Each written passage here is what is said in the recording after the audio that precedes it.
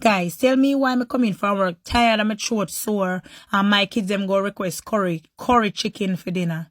Luckily, me they have some seasoned chicken already, so I just add some of my blended natural seasoning to that.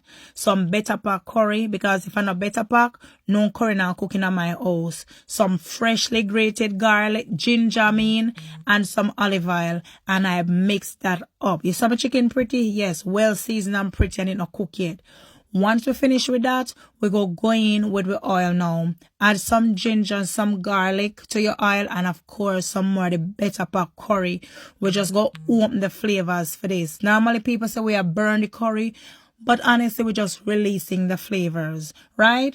Once that is done and it look like this, you go in with your chicken now.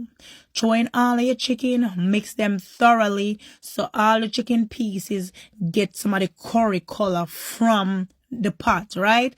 You go cover that up and leave that for a minute to just absorb in all the flavors. Just leave it there just for a minute. Trust me, you'll see the difference.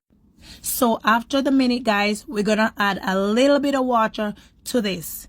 The same bowl that you use to season your chicken, just rinse it out with some water and add that to your chicken. A little piece of pepper if you don't like spice. I added half to mine because I like my curry chicken spicy. So we're gonna cover up this and let it just simmer until the water reduces.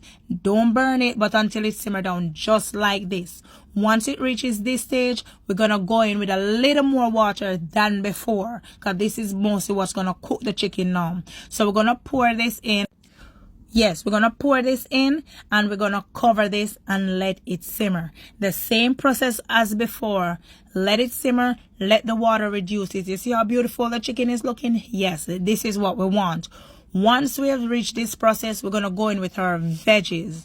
I like colorful cooking, so I added a lot of veggies, and I had some frozen tomato. I add a piece to that, some carrots, some Irish, some bell peppers, some onions. Spice it up to however you like. Add a little more water to that and let your curry and your veggies simmer and cook thoroughly through. Don't rush the process, guys. Just let it simmer through, and this is the finished product. Just look at that. This is what you call real authentic curry chicken. Yes, no dibby chicken, real authentic curry chicken.